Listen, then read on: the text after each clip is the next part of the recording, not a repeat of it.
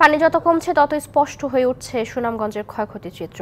বন্যার স্রোতে ক্ষতিগ্রস্ত বাড়িঘর, সড়ক, কালভার্ট সহ বিভিন্ন অবকাঠামো জেগে উঠছে।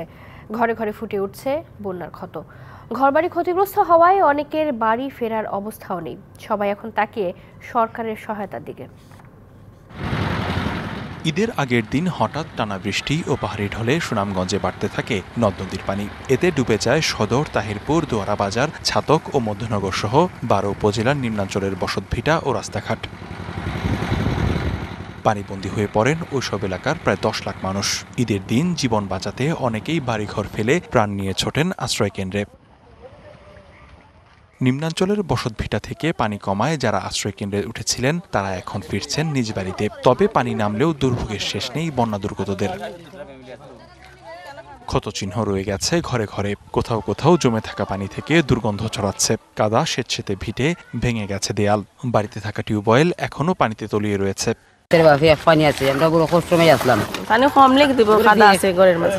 কাতরিয়া দুতরিয়া এই 3 চকি 4 চকি রুফরে তুলিয়া পুরোটাটি লইয়া কত কষ্ট। জেলার বন্যা কবলিত 78 ইউনিয়নের অনেক গ্রামেই এখন এমন দৃশ্য। ঘরবাড়ি মেরামত করতে সরকারের সহযোগিতা চান ক্ষতিগ্রস্তরা। এবারের বন্যায় আমার ঘর ভাঙ জঙ্গল হয়ে গেছে, কোনো তাপার বাচ্চা খাঁচা লইয়া আমার জায়গা নাই। সরকারে তো আমরা দেয় না, খুঁজতে মই পাই না বেশি। ওখান তো চাই আমরা গোর দর তারা দিত। এই মুহূর্তে ত্রাণ সহায়তা দেওয়া হলেও পরিস্থিতি স্বাভাবিক হলে ঘর মেরামতের বরাদ্দের কথা বলছে প্রশাসন। সবার মাঝেই সরকারের পক্ষ থেকে ত্রাণ সহায়তা পৌঁছে দিয়েছে।